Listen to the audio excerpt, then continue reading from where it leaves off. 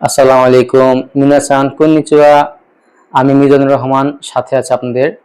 আজকে মিজু সেন্সে নিহঙ্গ পক্ষ থেকে আমরা আপনাদের দেখাবো প্রোমেটিক আইডি রিজার্ভেশন, কিভাবে আপনি বিকাশ, নগদ এবং কি ক্রেডিট কার্ডের মধ্য দিয়ে আপনি ডেট নিতে পারবেন। সম্পূর্ণ প্রসেস দেখাবো। গত পর্বে আমরা দেখিয়েছিলাম কিভাবে আইডি ক্রিয়েট করতে হয়। তো চলুন আমরা শুরু করে দিই।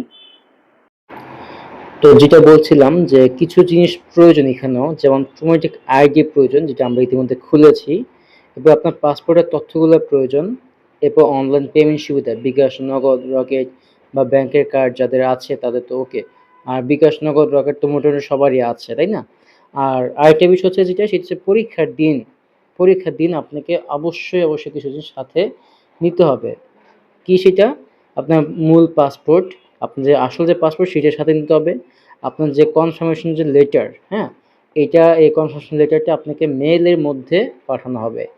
তো এই জিনিসগুলো আপনাকে সাথে নিতে হবে। তো চলুন আমরা এবার সরাসরি ওয়েবসাইট থেকে বুকিং প্রসেস শুরু করি।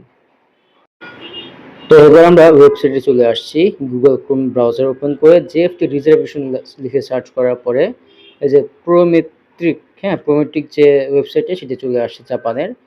এখানে Japan foundation test for basic Japanese, GFC basic Japanese language test list, specified skilled worker, এইগুলো সব কিছু এখানে পাবেন। তো আমরা যেহেতু ল্যাঙ্গুয়েজটা নিয়ে চেষ্টা করতেছি, তো ল্যাঙ্গুয়েজ আমি যদি চাই, এই যে ল্যাঙ্গুয়েজ, এবার এই যে ল্যাঙ্গুয়েজ আমি একটু স্ক্রল ডাউন করবো। এবার এখানে লগ ইন করবো আমি, ঠিক আছে? লগ ইন করলে আমাকে আরও নিচে নিয়ে যাবে। এবার লগ ইনে আবার ক্লিক করবো, লগ ইন অ্যান্ড রিজার্ভেশন। এখানে আমি আমার প্রোমেটিক আইডি দিয়ে লগ ইন করবো। তো আমি আমার প্রোমেটিক আইডিটা এখানে দিলাম, লগ ইনে ক্লিক করলাম। ওকে, লগ ইন হয়েছে। তো এটা হচ্ছে Japan foundation test for basic Japanese. আমি এবার একটা পরীক্ষার স্কেজুল নিতে চাই। তো এবার আমি এখানে ওদের রুলস অ্যান্ড রেগুলেশন দেওয়া আছে, কীভাবে কখন কোথায় বসে থাকতে হবে সেটা দেওয়া আছে। নিচের দিকে নেমে আমি এখানে অ্যাগ্রি ক্লিক করে দেব। অ্যাগ্রি করার পরে আমাকে পরে আরেকটা ইন্টারফেসে নিয়ে যাবে, যেখানে আমাকে দেখাবে আমার যাবতীয় যে সকল তথ্য আমি দিয়েছিলাম পাসপোর্ট অনুযায়ী, সে সকল তথ্য এখানে শো হবে এবং সব ঠিক আছে কিনা সেটা আমাকে আবার কনফার্ম করার জন্য চেক করতে দেওয়া হচ্ছে। তো আমি প্রসেস করে দিলাম যে আমার সব ঠিক আছে। এর পরবর্তীতে আরও কিছু রুলস অ্যান্ড রেগুলেশন দিল, এটা আমি অ্যাগ্রি করে আবার অগ্রসর হলাম, ঠিক আছে?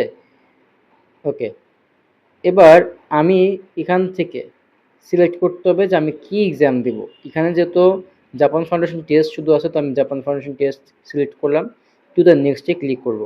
আচ্ছা, এবার আমার ডেট অফ বার্থ এগুলো সব ঠিক আছে কি না, হ্যাঁ, এগুলো আমি এখান থেকে দিয়ে দেব। ওকে, আমি এখানে আমার নেটিভ যে ল্যাঙ্গুয়েজ সেটা আমি এখানে ইংলিশটা দিয়ে দিব, হ্যাঁ। ওকে, আর এখানে আদার্স ক্লিক করা দরকার নাই। আপনি এখানে কিছু জিনিস জানতে চাবে যে আপনি কোনটাতে যেতে চাচ্ছেন। যেমন আমি ধরেন যে বিল্ডিং ক্লিনিং দিয়ে রাখলাম, কনস্ট্রাকশন দিয়ে রাখলাম, হ্যাঁ, এগুলোতে সমস্যা নেই, বাট আমার আগ্রহ আর কি যে কোনটাতে সেটা জানার জন্য। এরপর জিজ্ঞেস করছে যে আপনি কি এর আগে have you ever travel to Japan before, আপনি কি এর আগে জাপান গিয়েছিলেন? আমি দিব যে আমি যদি যেয়ে থাকি তো ওকে, আর যদি না যাই তাহলে কি I have never travel to Japan, আমি জাপানে কখনো যাই নাই। তারপর কি আছে, please select the amount of times you study Japan so far, কত সময় পড়েছেন। আমি জাস্ট এখানে আনুমানিক দিলাম 160 ঘন্টা দিয়ে রাখলাম, হ্যাঁ। এরপরে দিলাম হচ্ছে গিয়ে আপনার এর আগে কোনো টেস্ট দিয়েছেন কিনা, হ্যাঁ, যেমন কি কি টেস্ট আছে ওদের, স্কিল টেস্ট অথবা জেএলপিটি, জেএফটি, হ্যাঁ, এগুলো কিছু দিয়েছেন কিনা। তা আমি I have never taken an exam দিয়ে দিলাম। যদি কেউ জেএফটি দিয়ে থাকেন, দ্বিতীয় বা তৃতীয়বার দিচ্ছেন, বা জেএলপিটি বা অন্য কোনো টেস্ট দিয়ে থাকেন, তাহলে সেগুলো এখানে সিলেক্ট করতে পারেন। যদিও এই বিষয়টা খুব বেশি ম্যান্ডেটরি না, তারপরেও জাস্ট ওদের ফর্মটা ফিল আপ করার জন্য আর কি এখানে দিতে হবে। তো আমি স্কিপ করতে পারছি না কেন, এখানে প্রত্যেকটা দেখেন রিকোয়ার্ড, মানে এইটা স্টার মার্ক করে দেওয়া আছে, এখানে এটা দিতে হবে। তা আমি কোন বইটা পড়ছি, আমি ইরোদুরি পড়ছি, মিনানো পড়ছি, হ্যাঁ, সেটা আমি এখানে দিয়ে দিলাম। আমি কি এর আগে ওয়েবসাইট ভিজিট করছিলাম কি না, আমি এখানে ভিজিট করছি দিতে পারি যে এটা ওকে।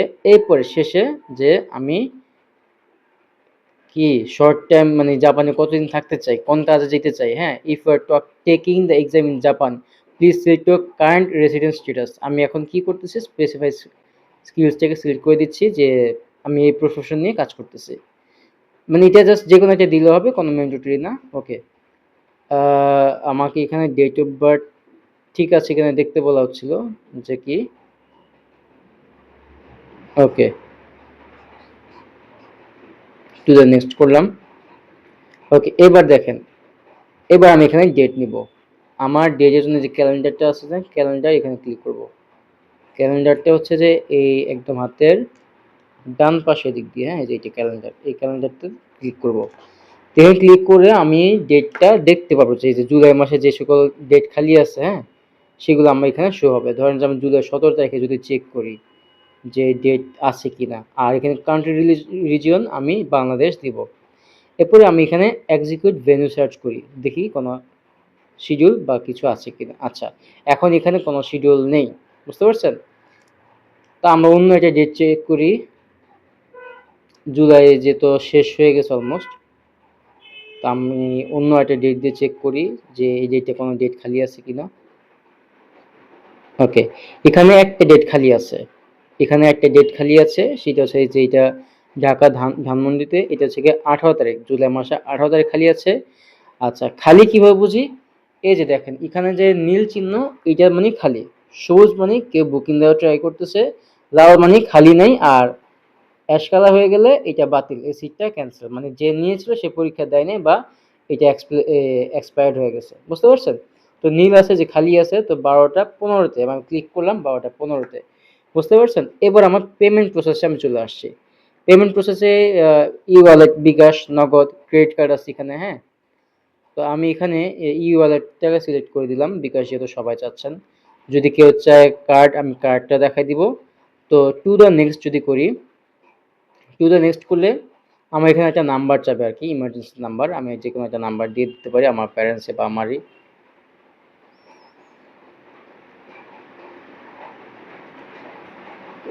ওকে, আমি নাম্বারটা দিয়ে এবার টু দ্য কন্টিনিউ করব, to the next. To the next করার পরে আমার কাছে পেমেন্টের জন্য যে গেটওয়ে সিস্টেম, আপনারা জানেন যে বিকাশ বা নগদ বা যে কোনো গেটওয়ে সিস্টেম যেটা থাকে, সেটা আমার এখানে দেখাবে। তো আমি এখানে বিকাশ দেখি পাই কিনা, এখানে বিকাশ দেখাচ্ছে না, আমাকে রকেট দিয়ে করতে হবে, বুঝতে পারছেন? রকেট, ওকে, তো রকেট দিয়ে করতে হবে এখানে।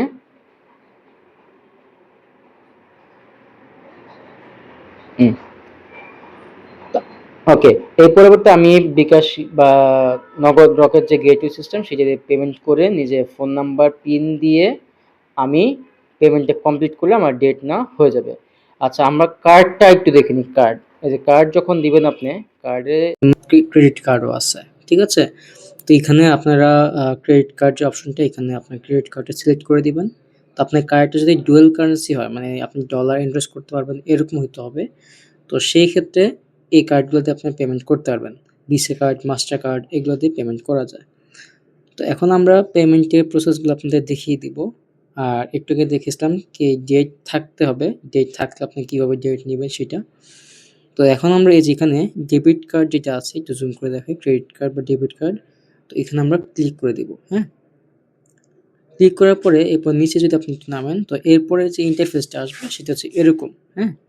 তো এই ইন্টারফেসটাতে আপনার এই যে পেমেন্ট করার একটা টার্মস অ্যান্ড কন্ডিশন দেওয়া থাকবে, এই টার্মস অ্যান্ড কন্ডিশনটা আপনারা এগ্রি করে দিবেন। এগ্রি করে দেওয়ার পর এখানে দেখবেন যে আপনার নাম, ঠিকানা বা আপনি যে সকল তথ্য দিয়েছেন এতক্ষণ, বা আপনার পাসপোর্টে যে সকল তথ্য দেওয়া আছে, এগুলো এখানে আপনাকে আবার একটু দেখাচ্ছে যে আপনি ঠিক আছে কিনা, ভুল হচ্ছে কিনা, হ্যাঁ। একটু জাস্ট কারেকশনের জন্য দেখাচ্ছে। আচ্ছা, তো এরপরে এখানে আপনাদের যে কার্ড, সেই কার্ডের যে ধরন, হ্যাঁ, সেটা দিবেন। কার্ডের ধরনটা কি সেটা দিবেন। তো এরপর হচ্ছে যে আপনাদের কার্ডের আ নাম্বার লাগবে। কার্ডের পিছে দেখবেন যে 4টা করে সংখ্যা দেওয়া আছে, 16 ডিজিটের মোট। তো সেই সংখ্যাগুলো এখানে বসাবেন। তো এখানে বসানোর পরে আপনার কার্ডে যে একটা ভ্যালিডিটি থাকে, যে মেয়াদ, যে কতদিন ধরে আপনার কার্ডটা আছে, বুঝতে পারছেন? তো সেই সালটা, সেটা হতে পারে 2031, 32 বা যে যার কার্ডে যেটা আছে সেটা এখানে উল্লেখ করবেন। আচ্ছা, তো এগুলো দেওয়ার পরে আপনার কার্ডে একটা পিন আছে, হ্যাঁ? কার্ডের পিছন সাইডে আপনার যে নামটা দেওয়া আছে না কার্ডে, আপনি কার্ডের পিছন সাইডে দেখবেন যে সেখানে একটা পিন আছে, সেটা একেকজন একেক রকম হতে পারে 1 2 3 8 5 6 বা 3 3 4 যাই হোক। তো ওই পিনটা দিবেন ৩ সংখ্যার, দেওয়ার পরে আপনি এখানে সবকিছু ওকে করবেন এবং আপনার এখানে একটা ওটিপি আসবে, হ্যাঁ? আপনার যে ফোন নাম্বারটা দিয়ে কার্ডটা খুলেছেন, হ্যাঁ? সেই কার্ডে বা সেই ফোন নাম্বারে একটা ওটিপি আসবে, সেটা এখানে দিবেন। তো দেওয়ার পরবর্তীতে এখানে দেখেন, এখানে অন্যান্য পেমেন্ট সিস্টেম যেমন PayPal আছে বা ইন্টারন্যাশনাল যে সকল পেমেন্ট আছে সেগুলো আছে। তো এই তথ্যগুলো দেওয়ার পরে আপনারা নেক্সট করে দিবেন। ওকে, নেক্সট করা হয়ে গেলে আপনার পেমেন্ট প্রসেস সম্পূর্ণ। আপনার ডেট নেওয়া হয়ে গিয়েছে। আপনাকে আর কোনো কিছু নিয়ে প্যানিক হতে হবে না। তো ডেট নেওয়ার পরবর্তী যে ইন্টারফেসটা আসবে ওইটা কিরকম সেটা আমরা আপনাকে দেখাচ্ছি। তো সেজন্য আপনার হচ্ছে লগইন করতে হবে। আপনার আইডিতে লগইন করবেন। প্রোমেটিক যে আইডি সেটাতে লগইন করবেন। লগইন করার পরে তো এই যে এইটা হচ্ছে আপনার কনফার্মেশন লেটার, যেটা লগইন করার পরে আপনারা পেয়ে যাবেন নীল লেখাটার ভিতরেই, অথবা মেলেও আপনাদের এইটা পাঠাবে। তো এইভাবেই আপনারা ধাপে ধাপে পেমেন্ট সহকারে সম্পূর্ণ প্রসেসটা করতে পারবেন। তো আজকের জন্য ধন্যবাদ। চ্যানেলটি সাবস্ক্রাইব করবেন। আল্লাহ হাফেজ।